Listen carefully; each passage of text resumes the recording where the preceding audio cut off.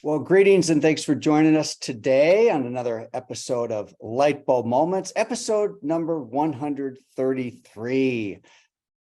We are live stream on YouTube, and go ahead and subscribe to our YouTube channel to check out past episodes, of which a few of them I'm going to highlight for you in just a moment here. I'm Tom Kuhn. I'm host and curator of Lightbulb Moments. I'm also the founder and CEO of Qnity. What is a light bulb moment? Well, to me, a light bulb moment is a moment of sudden realization, enlightenment, or inspiration. And in the words of Bruce Springsteen, you can't start a fire without a spark. Hopefully today we'll get a spark that will spur you into action to take a light bulb moments and maybe help you go from a state of confusion, overwhelm, too much going on, etc., into a clearer path to prosperity, whatever that looks like for you. Remember to prosper, manage your ATM, the three currencies we have in life: attention, time, and money. And thanks for spending your precious time with us, whether you're live or watching this on YouTube or listen to the podcast. We love hearing from you with guest suggestions, light bulb moments of your own. Stay connected with us and feel free to use the chat very actively today. It is monitored. We do love comments. It does kind of fuel the conversation along. So please do use the chat, even if it's a random thought here and then. Just engage in a dialogue with us. Today we have Tony Gordan, multi-location salon owner and Cosmetology Chicago board member, and a friend that I've known for a long time. A lot more about Tony in a little bit. We'll invite him to the mic in a few minutes, but I'm glad to have Tony as a guest finally. And I'm glad to get into a topic that I think is really cool and I'm super curious about. So I'm dying to bring Tony to the mic in a couple minutes. We had an episode 2 weeks ago with Garrison Neal that is available on our podcast as well as YouTube. Check that one out.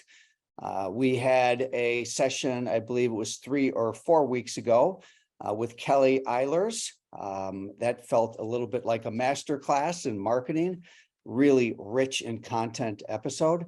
And then we had my friend Roderick Samuels on probably about a month ago. And boy, I love this guy's passion, commitment, love and energy. And it was the second time I had Roderick, and I'm going to have him back again soon. I was on last week. I spent a little bit of time talking about awards and recognitions, sort of a macro view of them and a micro view. And then also got into this topic of succession planning, which is very top of mind for me, leading into Sunday, a workshop that we're having on the eve of 2 to 10. It's an exit workshop, but the true title is more of a succession workshop. And this is for businesses, individuals, current and future owners looking to grow or go or let go. And we're going to go through quite a bit of meat in the sense of things like valuations. I've got some new valuation data that I haven't shared before, 5 keys to business valuations and what to do about them. And so anyway, I'm excited. So my mind is pretty deep into that because I'm almost done with the course, which will be our 5th formal course, succession planning. Well overdue, probably 6, 7, 8 years in the making. And the overview of it will be on Sunday. Leadership conference, the 2 to 10 leadership conference starts on Monday and Tuesday in Atlanta. Welcome reception Sunday night. I think we're pretty well set. We have a larger group than we did last year, a great group. The agenda and the conversation starters, the speakers, the data, it's good. It's really good. So I can't wait. And I know the team's done an amazing job getting ready for this, especially Michelle Schuster and Heath Smith, as well as JP and other members of the team. So a lot of work going into that, and we'll get to see that hard work come to fruition very soon. Don't forget to check out Money O2 episodes by Aaron. And then also we have added some dates for our execution 2-day workshop. It's one of our signature workshops. It is coming up November 13th and 14th in Minnesota. It's super convenient. It's right by the airport. The hotel's affordable, but most importantly is what people are taking away from this workshop. Perfect time of year for those of you that are thinking about next year, and make sure that next year's a year that you get more done than you got done this year, because you have simple and visual tools to get things done. We call it the gritty art of getting things done. It's very tool rich, and it is coming up in a live in-person workshop very soon. My light bulb moment last session really dealt with celebration and awards, micro and macro. So micro is really within the business, the different celebrations and awards you do on an annual basis, as well as on a more frequent basis. And certain keys to that whole dialogue was around, be careful about what you celebrate. You want to celebrate multiple different areas if you have multiple different areas of value in your business. Too many have celebration and awards that are completely driven by sales performance, which you're on board with, but they forget about creativity, customer service, community, and the other values. So a little bit about that as far as and when to have them, how to have them, et cetera. And then macro was really about the state of awards in the beauty industry today, and just some commentary from myself and some of the things that I think we're yearning for from an awards standpoint to properly recognize and bring credibility to the amazing small business owners in this industry. So that was the episode last week. My light bulb moment this week is really, I'm reserving it for just a conversation with Tony here. And in prepping for Tony, he has brought this concept of flow into his mind share quite a bit. And so we're going to talk about it a little bit, but to me, I mean, I'm waiting for a light bulb moment because it's such an awesome topic. So anyway, Tony, let's bring you to the mic and let's get into our conversation. Hello, Tom. Thanks for having me. It's great to have you. Tony, you and I have known each other a long time. You are as it says in your bio, you're a multi-location salon owner, 4th generation hairstylist, also Chicago Cosmetology board member. You're also part of 2 to 10. You've been a very regular 2 to 10 member for many, many years. And that's how we got to know each other quite a bit, trips to Boston and all that stuff, you and Pam and Michael, and we'll see you again this weekend, which is great. Right. You've also got some street credit from a creative standpoint, probably earlier in your career, but let's really talk about the legacy that you stepped into as Tony Gordan, being 4th generation, and you have quite the lineage here. Talk a little bit about your father and industry, background, you getting in the industry. Yeah, really, I'm a 4th generation hair designer. My great grandmother was a wig maker. And my grandmother was one of the top colorists in Chicago and principal of the American Beauty Academy. And then my dad, of course, a lot of people know who Jerry Gordan was. And he set a great example. My sister is a hairdresser in Hollywood and has done a lot of famous movies like Ocean's 11 and many, I can't even remember the names, but won a BAFTA. There's a lot of hair is in the veins. A lot of discussion about hair over the dinner table. And when I came into the industry, I saw a lot of things happen, like all of us, that were just astounding. And so for a long time, I've looked for solutions to those things, especially about the number of people that came and went. People that went to beauty school and then didn't make it. And so, I attributed a lot of that to training, failure to train. Yeah. So a little bit more. So you, of course, you have your, a previous family, previous generation, and of course, Jerry Gordan, very, very well known. But you've made a name for your own. You've carved your own space in the universe, and you're really very active in the industry, and so you fill those shoes very well. And I do want to say one other thing where you're located. So Tony is based in the Chicago area, including a salon in Highland Park, Illinois, my hometown. So Tony, thanks for being a guest today. Okay. So I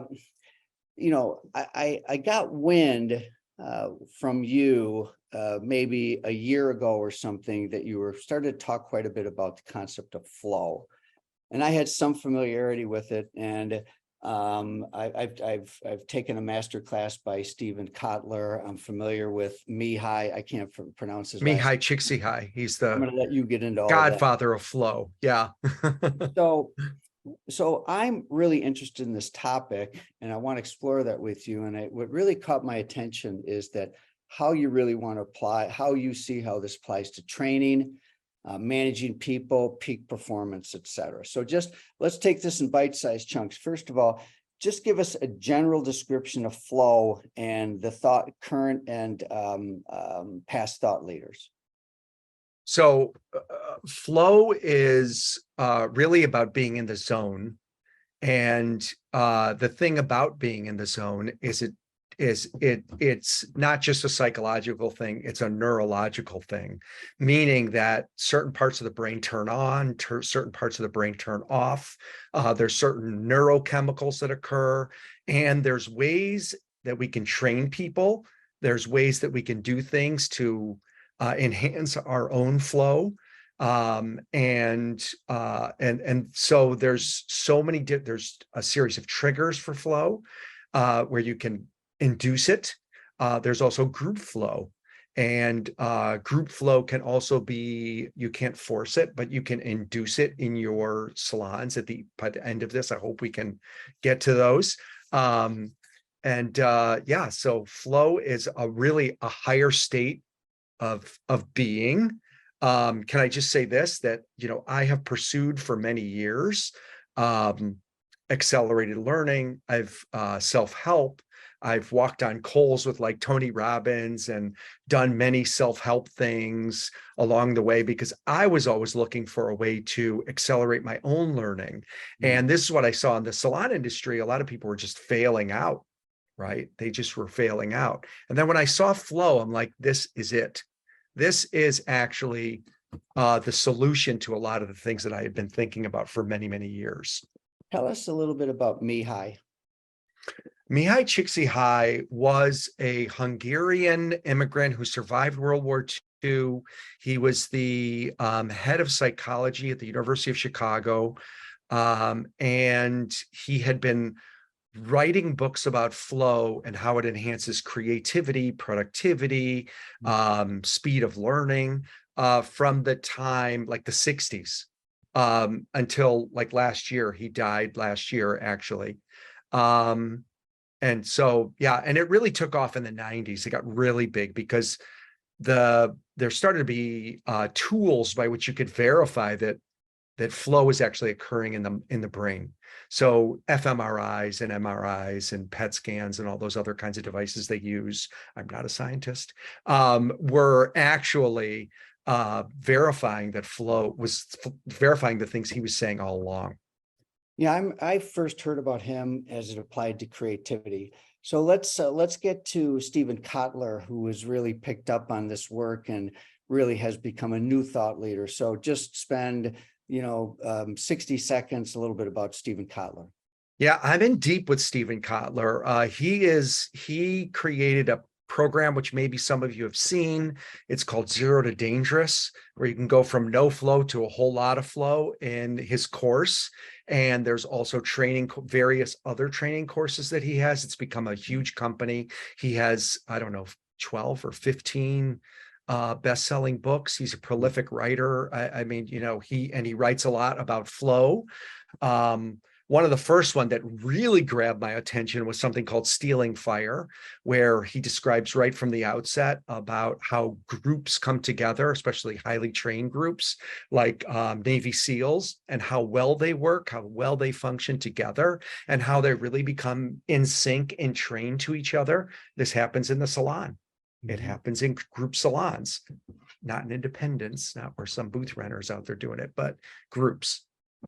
So let's break this apart. And you mentioned that you felt that flow applied to several areas like training, managing people, and peak performance. Let's do it just one at a time. So training, how would the flow type of thinking and state actually apply to training within a salon?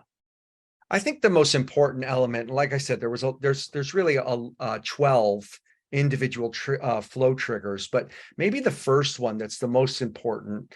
It's not the first one, but it is probably the most important one, is the challenge skills balance. So when you're taking someone through, and you could think of learning to do hair or anything for that matter as a series of individual tasks. And if you're learning a task, you may be knowing nothing initially. And so you could be, if somebody throws you in the water and says swim, you could drown, you know. So you have high anxiety in regard to swimming, right? Or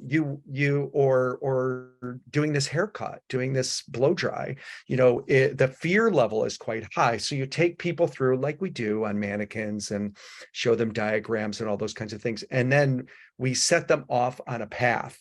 But the path can be very long to get to mastery. And if you think, going back to, and this was part of my journey, as I read things like Malcolm Gladwell, who talked about 10,000 hours, right? The 10,000 hours to mastery. Well, it's not necessarily 10,000 hours for everybody. You know, it depends on the quality of your leadership, your mentoring. But let's use that as a guide. A lot of it has to do with being in this challenge skills balance. So if you're training people to do things, whether it's use Vish, train somebody on the front desk, do a graduated bob, whatever it is, you have to take it with a certain amount of push that, first of all, creates some level of difficulty, but not too much, and not too little where it's just boring for them. And so you have to exist sort of in this channel of challenge and skill, right there in the beginning. So, and the person can move usually at about a 4% rate is kind of the magic number. So according to the flow thinkers, I know this is really in the weeds, but it's important, and it's a good takeaway right away, is that you shouldn't really push your people greater than 4% at a time. Now, for some people, maybe this is 8, and somebody else it's 1%, you know, but it means, like, if I'm going to train somebody on a graduated bob, maybe it takes 90 minutes to do normally, like if they're totally new. If I want them to do it 4% faster, say, then maybe it would be not 90 minutes, an hour and a half, but maybe more like 87 minutes or 86 minutes. So I'm gonna stair step people in so I don't freak them out too much, right? You don't want to take them too far. And if at the end of 87 minutes the quality wasn't high enough, you wouldn't go down to 83. Maybe you keep them at 87. Right. So it's really about stair stepping them in, but there's a lot of triggers before that. Is there passion there? Is there curiosity there?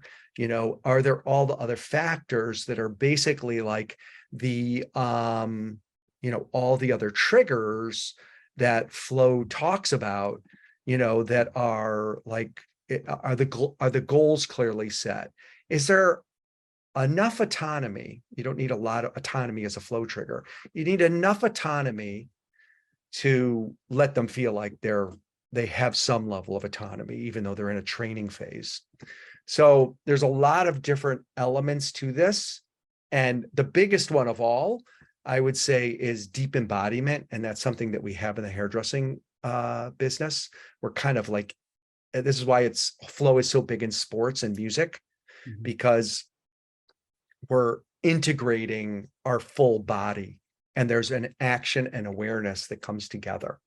So I asked about training, and I think you gave an example. Do you have another example, like in your business, very tangible and specific, about how you used flow, like before we did this, after we did that, and it was because of flow? And if one doesn't come to mind, that's fine. I just thought I'd ask you that. I think it's more like our training process. You know, like I just present, we have a training team, and I told them about the research on this, and they adjusted to it. Okay. You know, they're not trying to make someone go from an hour haircut to a 30-minute haircut. You know, they're not, they're slowly doing it. And I think it's important to maintain psychological safety for people. There's a lot of anxiety and a lot of struggle that occurs in everything that you start new. I don't care if we want to start playing piano at this age, Tom. I don't know if you'd want to. Maybe you already do. I wouldn't doubt that. But but if we wanted to, there might be a lot of fear around it, a lot of struggle and a lot of frustration. Imagine people feel that at every age. So with the training, then it's really more of a mindset that your trainers now have in working with team, right? Is that what I'm hearing? Yes. And they develop their curriculum to adjust for this. Gotcha. Okay. So is the time of the curriculum changed, or is it more just the approach within the existing curriculum? I think it's the same. Okay. Gotcha. Yeah. All right. You also mentioned that flow has an impact on managing people. And, so let's unpack that one for a little bit. So there's something called group triggers. So if you're working with people, and I believe that beyond Stephen Kotler, there is a great researcher out of the Netherlands, out of Amsterdam. His name is J.J. van de Hout, and he looked at the 10 group triggers. Some people may say now there's 26. I think Stephen Kotler is saying there's 26, but originally the discussion was about 22, 10 of them being for group triggers. And can I just reel them off real quick? Sure. There's shared goals, shared risk, familiarity, like the people that you're with. There's equal participation in the group, close listening, autonomy again, blended egos, open communication, complete concentration, and this thing called yes and. And if you could get that down, and this is what J.J. van de Hout did. He basically said there's 7 prerequisites to flow. And this is what we did. We created a poster with these 7. And they're prerequisites to group flow, to team flow. These terms are somewhat interchangeable. That we just posted in the back, because you can't force it. You can bring the horse to water. But if you do all these 7, I think you're going to get flow. You're going to get flow in any team. It's not just about hair salons, but you see this in great bands. You see this in great sports teams. And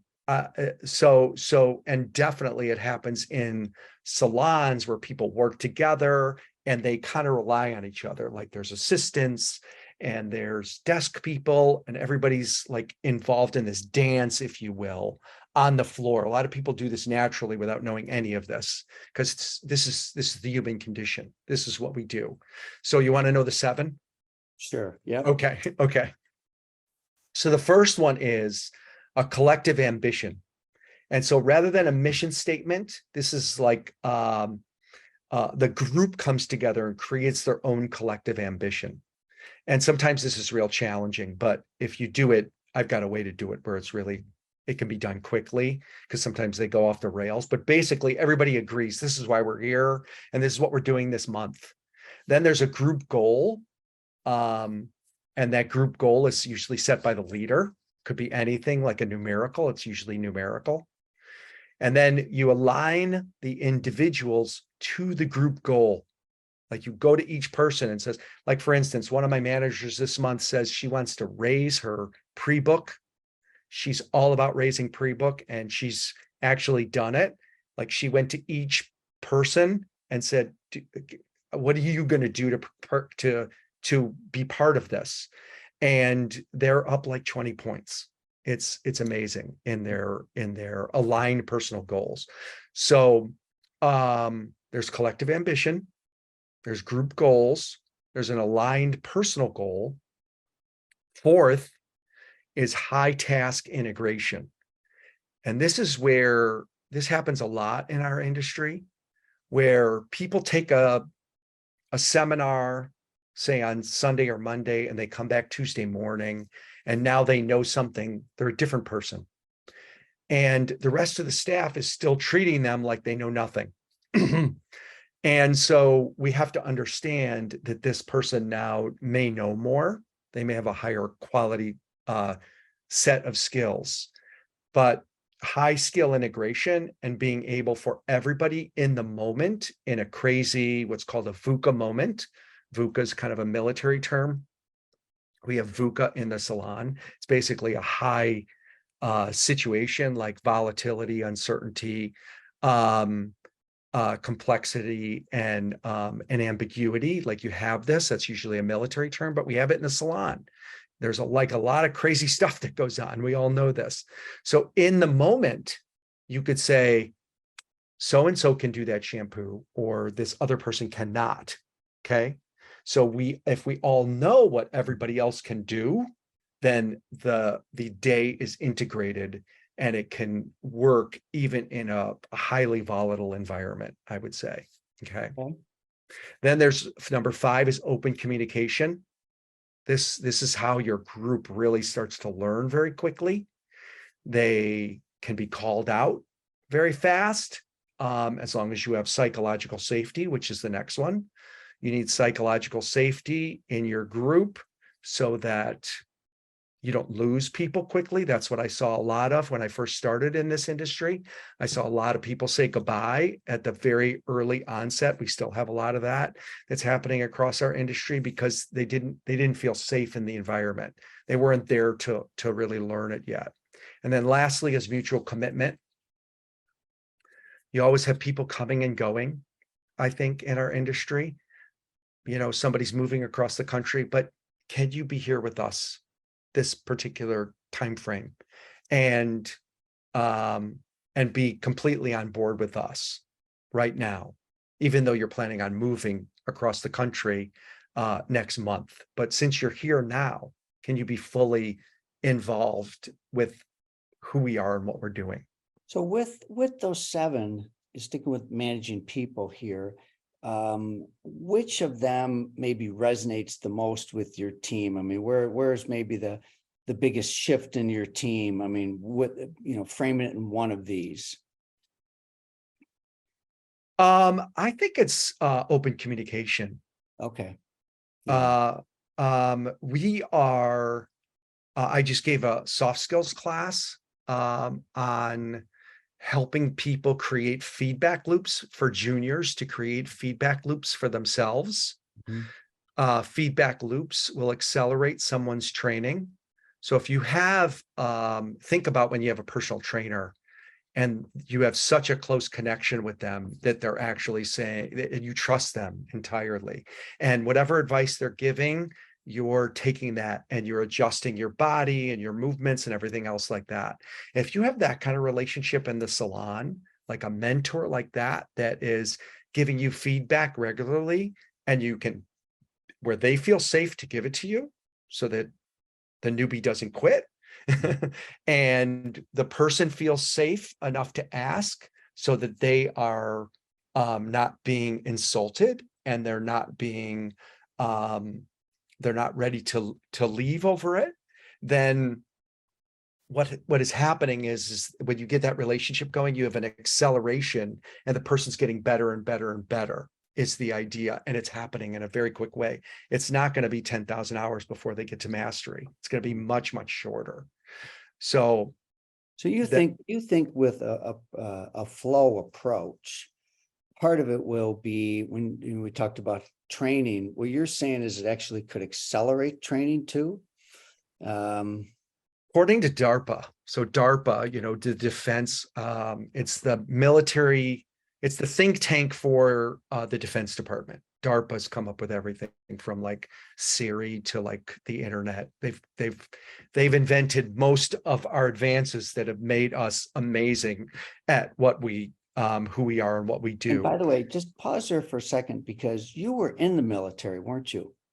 I was in the Air Force, yes. You were in the Air Force. I was very surprised to hear that you were in the Air Force for how long? I was active duty for 4 years, and then I was in the reserves. I was a weekend warrior for 15 years. Wow, and I had no idea. I only learned that. Okay, so we were talking about my family, and Yeah. coming out of high school, I wanted to do anything but this. Okay. So I grew up talking hair and salons around the dinner table, of course. And, my grandmother was a hairdresser. My dad was a hairdresser. Everybody worked in the salons. So I went in the military right out of high school and Mm, then went to college for 4 years. So then I worked at the options exchange in Chicago and did a lot of finance. And then mm. there was a huge crash. Everybody lost their jobs. And my dad said, why don't you come into the salon business? I think you'll like it. And the first day I figured out, you know what? He was right. Wow. Yeah. I actually have known you a very long time, but I never heard the full story behind that. So anyway, I did want to call out that you actually have some credibility on the military side here too. So keep going with what you were talking about there, because So we're talking about DARPA, accelerating training. Yep. DARPA did a study based on people becoming marksmen, shooting. So they took people who had not had any experience at all um, in shooting, and then they put them into a brain state where they suppress their prefrontal cortex, which is pretty much what happens in flow. In flow, your prefrontal cortex, the front part of your brain goes silent naturally. But here they actually did some activation where they went silent, and then they got them to be marksmen 200% quicker than other training methodologies. Wow. Okay. Um, it's been shown in a bunch of other ways too. I don't think, though, I will say this, I don't think we've proven that at Gordan Salon. Like, I don't think we've proven yet that we have been able to accelerate anyone's training yet. That one I don't see, but I do see increases in productivity and creativity, which I think is attributable to flow. So let's go to productivity next. Mhm. And where you're saying that you in training, it might not be a great correlation, but you're seeing a correlation of productivity. Let's talk about that. I'm seeing people who, and you guys are probably all seeing this in your salons, that people who are deep in what they're doing, and you probably feel this yourself, have dramatic increases in productivity. The research does show that there was a McKinsey study that showed a 500% increase in productivity among executives when they're in flow. I feel it. I'm trying to write a book right now. I feel it when I drop into flow. I feel like I'm getting a lot more done. Anytime you get really focused, and we've all experienced this in some way, I hope everyone's experienced it before. When you drop into a highly focused state, you get a lot done. It's like, you're going down a narrow pathway and you just accelerate down that highway, just like, and there's brain science behind why that occurs. It's happening. It can also be induced. Or it can be mimicked. This is why people like to get high so much, okay? Because it can be mimicked. It's a feel-good chemical. There's a bunch of feel-good chemicals around flow. I love the term drop in, and it's recently come to mind for me this summer. I was listening to a podcast, and that was her whole shtick was, time to drop in. So talk about dropping in.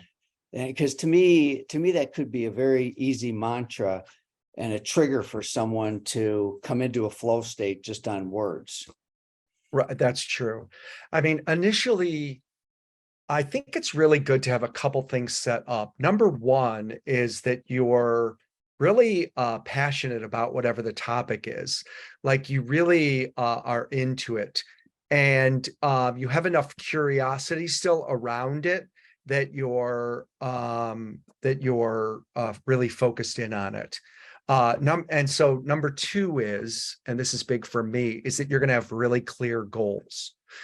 Like, so if you're doing an individual flow thing, like you wake up in the morning and you want to do athletics or write or whatever that thing is, where you're going to drop in and have that deep work time.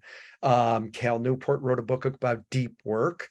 I think that really is a good indication of where this goes. Maybe there's people who are listening to this who drop in and go and pay the bills, or and the rest of the time they're out on the floor or something. Maybe that's where they find their flow. And they seem to get a lot done when no one else is around and they are just really, really in it. Okay. And they have a clear goal, like I'm going to pay all these bills, in 20 minutes, and they get it done. Right. So I think that and they made the decision to be there, which means they have that level of autonomy, that kind of thing. You mentioned environment too, like the example of paying bills where you cut off all distractions. So I'm sure there's an environmental aspect to inducing this dropping in and flow. But let's talk about the book a moment here now. So you're passionate enough about this subject that you're writing a book on it. And are you suggesting it's specifically for the salon industry? My version is, yeah, yes, because people go into flow behind the chair, and I think it's important to think about it from these perspectives. That your brain is probably the most important part of your body in regard to doing hair, and also it happens behind the desk. It happens really in every field, but to look at it specifically from this perspective, and then how to train people properly, and then also to let them run once they do get to the mastery level, and to help people stay on track so they don't get lost in that, is what this book is about, and how it can go off the rails too, yeah. because there can be negative flow as well. There can be negative things that occur in flow. Well, good luck with this project. You'll have to keep us posted. Yeah. A couple other things before we wrap up here. I think that it seems to me you got into this a little bit because you yourself were, craving flow. And you mentioned this is something you've been looking for 30 years, and that's tough to go into the zone. So I'm sure a lot of this is your own personal exploration. Sure. Yeah. Well, I think one of the best ways that I drop into flow is that I am very directed towards using a timer. So I'll use what's called the Pomodoro technique, basically setting a timer. But if you can, for those of you who can sit down and like really be very focused for a particular amount of time, there is a correlation with flow and a sleep cycle. So it's about 90 minutes. So if you can get 90 minutes every morning to be by yourself, you can probably write a book, no problem. Okay. If you can gear it towards your workouts or whatever it is that you need to do for your alone time, that's great. That really helps you. And some people are going to have a much easier time of it. I've always struggled with it, and that's why I pursued it to such a degree. I do think there is a little bit of discipline and grit that you need here to get through the struggle phase. There is a big struggle phase whenever you start something new, like we talked about when you have a new hairdresser, or if we're going to try to play the piano. That struggle phase makes people quit. They quit things all the time. That's why we didn't get through math class, because it was hard, right? But if we had a little bit more grit, we might have been able to get through that. And there is a grit index that we should all probably see how we do on it. But it's been really nice to be able to find this, because this is really the key to a whole lot of things. Tony, been a great guest. Everybody, let's give him a virtual round of applause. Tony, we have the $1 million light bulb that coming your way. You're officially a member of our brain trust. So thanks, Tony. We'll see you this weekend. Bravo. Thanks again. Thank you. Thank you so much for having me, Tom. Appreciate it. All right. See you this weekend. Sounds great. All right. So let's see here. We'll wrap up here. I want to thank Lightheart Sanders. I don't know if we have any members of the Lightheart Sanders team today, but they're great sponsors, as well as Ally Health. And, we have the Qnity money-related curriculums, of which we have for students, for professionals, and owners. And a reminder to join us every Wednesday. I do believe we're off next week because of 2 to 10. Then we wrap right up, or we pick up right in the week after that. Be sure to subscribe to our YouTube channel. You can search out Qnity. Love hearing from you. Love that you joined us today. And we will see you on the next go around. Don't forget to submit a light bulb moment of your own, or let me know if you have one, and we will see you very soon. Thanks again.